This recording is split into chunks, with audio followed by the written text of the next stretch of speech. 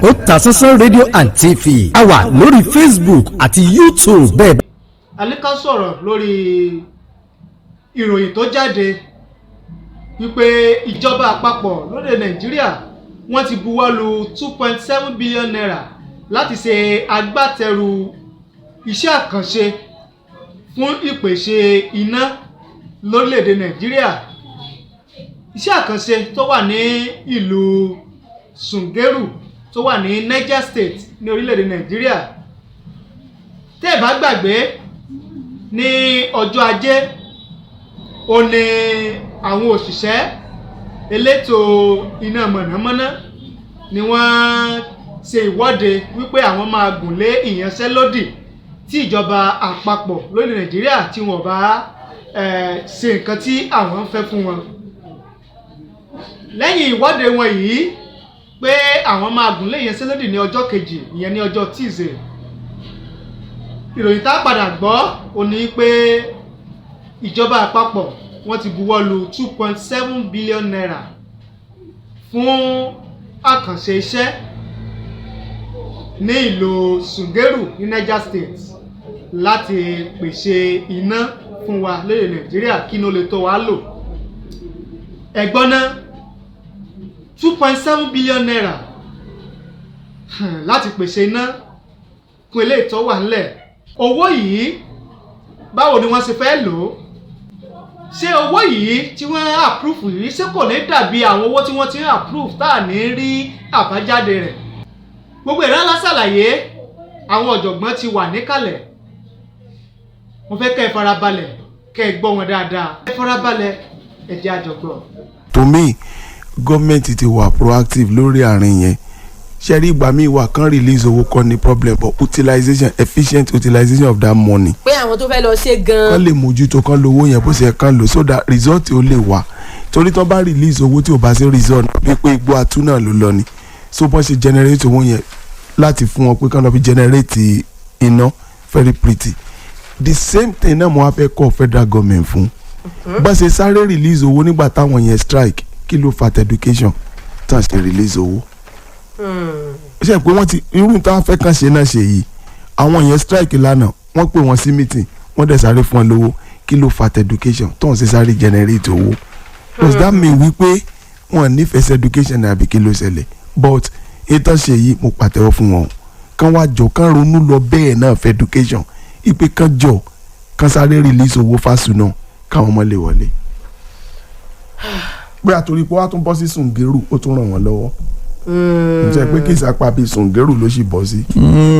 Yóò tàbá náà tó bá pé Shungeru náà lọ bọ́ sí. Yóò pa kíbi fún gbogbo orílẹ̀-èdè. Ẹ mọ̀ mí sọ pé àwa náà ò lóore ọ̀fẹ́ because gbogbo wa ṣùgbọ́n the word Shungeru yẹn mo sì fàlà sí lábẹ́sẹ̀ gbogbo àtòrí pé ó tètè bọ́ sí Shungeru. Shungeru jẹ́ ibi ìjókòó àṣẹ ìjọba àwọn Bìrìtìkó nígbà tí wọ́n bẹ́ẹ̀ ni ìgbà tí àwọn Bìrìtìkó wà níbi tí wọ́n ń ta wà lábẹ́ ìṣàkóso wọn tí wọ́n colonize bẹ́ẹ̀ wọ́n ti design 1914 amalgamation Shungeru ni bẹ́ẹ̀ wọ́n ti jókòó tí wọ́n ti decide 1940 amalgamation tí àwọn ó ní 6 Nigerians àwọn Nàìjíríà 6 péré ló wà ń jókòó àwọn yòókù Bìrìtìkó ni wọ́n. Ilé tí wọ́n ti jókòó ṣèpàdé yẹ ó sì wà ń bẹ́ẹ̀ dì sí ọ̀dọ́ ti di àwòrò. Now padà sí issue 2.7 billion naira wọ́n ti sọ ní tó pọ̀ jù ń bẹ̀. Kàyéfì máa ń ṣe mí tọ́pọ̀lọpọ̀ bá ń béèrè pé owó ẹni tó bá mọ owó darí lówó wúlò fún. Kátàwọ́ owó darí lówó wúlò fún ẹni tó pé owó kọ́ ló ń darí ẹ̀ ó ló ń darí owó. Now carry this fund síbì kan òun kọ́ ni pàtàkì mo máa ń bá òun sọ pé o kówó lọ́wọ́ òun kọ́ ni pàtàkì.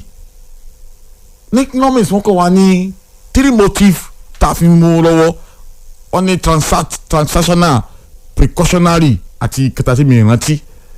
Now tó máa send owó yẹn síbẹ̀ yẹ ìjẹ́ wọ́n mójútó ìjẹ́ wọ́n jókòó ti pé nǹkan tá a fowó yìí sùn ṣé yóò gbọ́ sọ̀nà ń lò fún. ọ̀pọ̀lọpọ̀ owó ní Nigerian government release sí project tẹ́pẹ́ àwọn kò ti dúró síbẹ̀ láti bàánú owó dànù.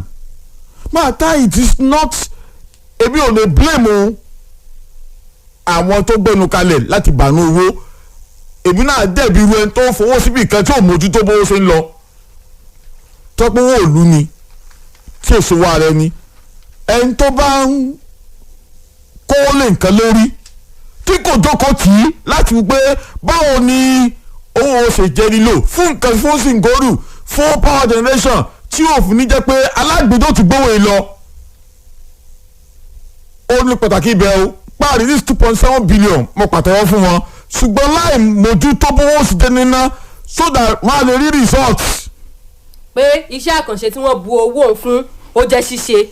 Recently let me digress a little bit now recently wọ́n rí this owó ọ̀pọ̀lọpọ̀ owó fáwọn ti committee for army ní national assembly release fáwọn ètò ẹ̀ṣọ́ aláàbò àwọn defence committee àwọn committee pọ̀ ní national assembly tí wọ́n release wọ́n approve owó but I realize pé bówó ṣe ń jáde a rí result ní security wọ́n lọ bá ní ìdúmẹ̀ pé bàbá owó ń jáde láti ibi yìí tẹ́ ẹ̀ approve.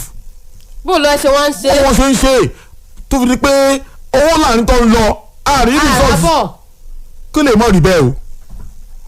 now another thing tí mo fẹ́ fi kún gẹ́gẹ́ bí nǹkan tí kọ́mìnrin Ọmọlúlú sọ sometimes tẹ́ bá wo bí wọ́n ṣe release owó yẹn ọ̀rọ̀ owó rí release ní Nàìjíríà ipa méjì ló kún sí for effective delivery nǹkan tí wọ́n fẹ́ ìyẹn wà ń bẹ̀. number 2 ni pé ṣé kì í ṣe àwọn tán nídìí owó tán kàn wo ọ̀nà owó làwọn fẹ́ fi rówó yẹn pé tá a bá release owó yìí fún yín pé kẹ́ lọ́ọ́ fi ṣe project báyìí ẹ lè rí tiyín ṣe nǹkan ti rí result náà nù ẹ get mi result táwọn afẹ́ ni result kí náà tán kára yìí generate o because Genco náà release owó fún báyìí láti lò àti gbogbo wọn àti Transco àti Disco bó ṣé kì í ṣe owó yẹn pé ẹ̀yin boys ẹ̀ ti yọ wá lẹ́nu tá a bá gbélé fún torí owó bẹ́yìn àdéhùn tí ò bá sí result kò sí ní tá a máa fi wọ́n ṣe àti rúru ẹ̀ Nàìjíríà tó pọ̀ tó ń release owó kò sí result kò dẹ̀ sẹ́ni tó bí wọ́n.